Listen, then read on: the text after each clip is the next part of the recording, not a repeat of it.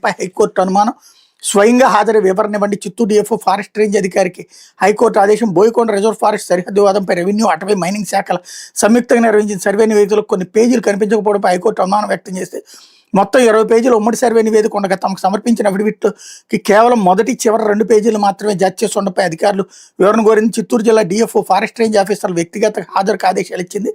మార్చి 3 స్వయంగా తమ ముందు హాజరై వివరణ ఇవ్వాలని పేర్కొంది. ఈ మేరకు న్యాయమూర్తి జస్టిస్ కుంచెం మహేశ్వరరావు బుధవారం ఉత్తర్వులు జారీ చేశారు. చిత్తూరు జిల్లా పొంగనూరు మండలం చంద్రమాకులపల్లి గ్రామ పరిధిలోని 2880 హెక్టార్ల విస్తీర్ణంలో మైనింగ్ పనులు నిలిపేయాలని పలమనేరు మైన్స్ అండ్ జియాలజీ అధికారి ఉత్తర్వులు ఇచ్చారు.